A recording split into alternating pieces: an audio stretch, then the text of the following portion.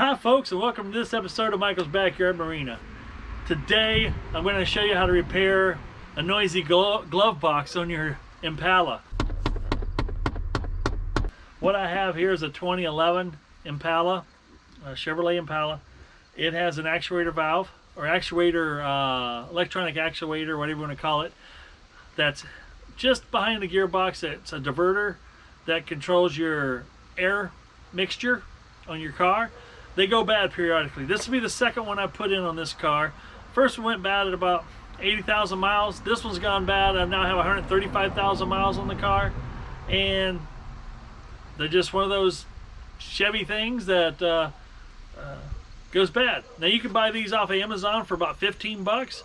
I bought my particular one from Napa, and I got it for 30 bucks. Is it any better? I don't know. We'll see in the long run. The first one I ordered and replaced did come from Amazon. Lasts about 50,000 miles worth of driving. This one here, we'll see if it lasts any longer. Still, if you look on it in small print, still says made in China.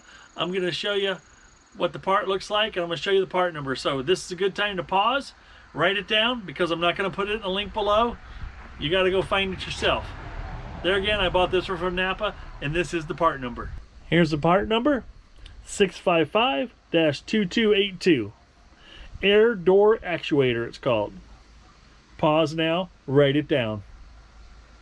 Okay, let me show you what it looks like. We're going to open her up here.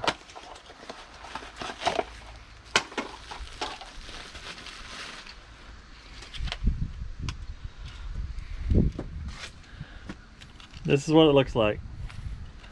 Here it says, questions or problems, call Dorman first. So, anyway, that's what the front side looks like, that the bolts are going from. This will be the little spot here that goes under the actuator door, and this rotates and opens and closes the door. Now let me show you how to get to it and how to replace it. You're going to need a screwdriver, and that'll be to remove the electrical connection that's on here, and you're going to need a 7/32 socket to get the screws that are in there off. Let's go inside and take a look at what we got. Okay, have you been in your car and you heard this sound before?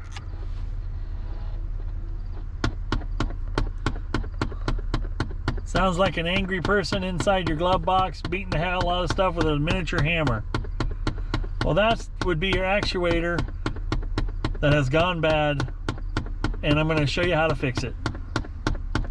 Okay, first thing you're going to do is open up your glove box. Reach up on top of your glove box door here, push down slightly. This glove box will come the rest of the way down out of your way. Now we're going to get up in here with a flashlight, and I'm going to show you what we're looking at here. So right back here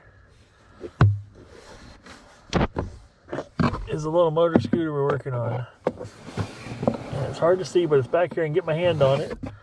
And I'd love to be able to get you a lot better view of it. But you can see the wire coming out of it right there. So you're going to need to disconnect that wire. And there's going to be two bolts, or two screws, or plastic screws that go. One you can see that's shiny right up front here. This is really, really hard to get you guys in here and show you.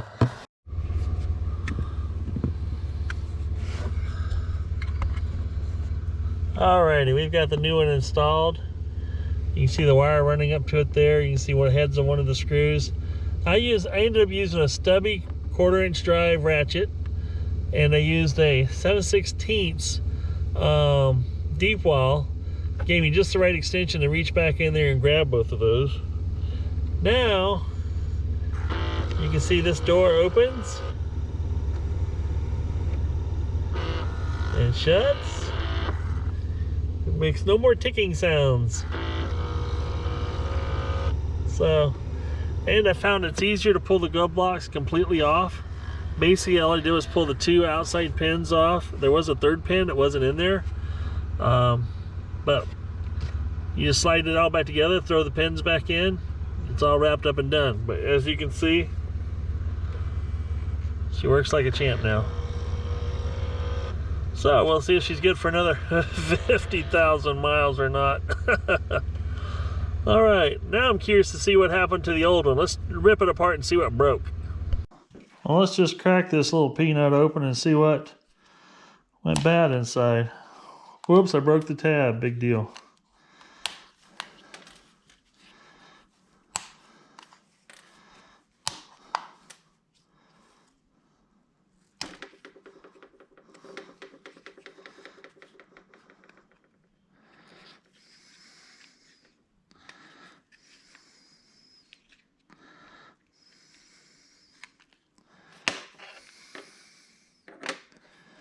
Isn't that quite the little guy, huh? Well, I shouldn't say a severe gap. There's a gap there where I can see the gear teeth through the housing. I can see that when I pull it apart. And maybe it's just something where this peels off enough that it, when everything's together, it impacts the meshing of the gears here, which would cause it to slip. But actually, it's quite a simple. Got a little worm gear against a straight gear and some gear reduction. Final drive comes out here.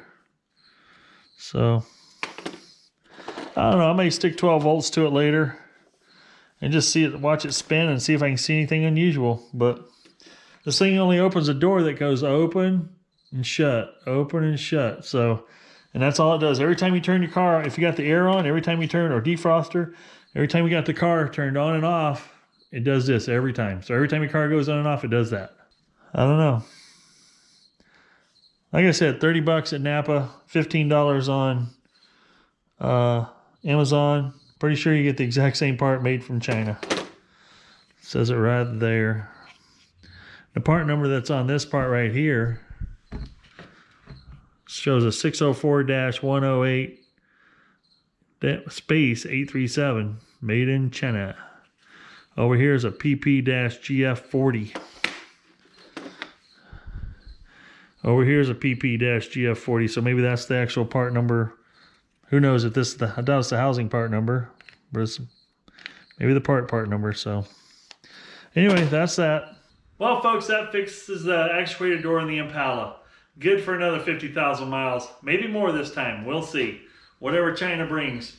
Anyway, hope this is helpful for you. I'm sorry I couldn't show you a lot of detail in that glove box. There's just not a lot of places for a camera, a light, and my hands to get in there to do what I did.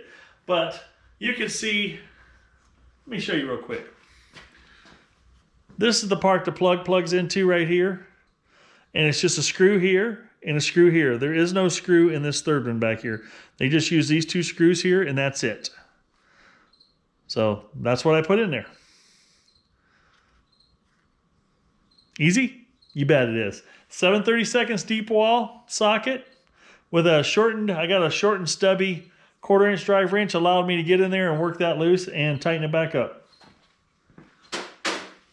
Well, I hope you found it helpful. As you can see over here in this, I think I got it in the view here, the old banana boat's still coming together. I know you guys haven't seen a lot of boat video yet, but I'm working on it. We've got a couple different projects I'm working on right now, motor-wise. Hoping to bring several videos in the very near future for you. Any luck, I'll be out on the lake this weekend test running a motor or two. Any luck, cross your fingers. The weather's starting to go away around here in Iowa and it's starting to get a little cold and windy. You can hear my wind generator just now kicking on. But yeah, I've got a few things going on with Banana here. For a boat that doesn't require any electricity to run, it's just a regular outboard tiller steer. It's going to have a lot of really kind of neat electronics on it. Nothing fancy, but unique to this boat.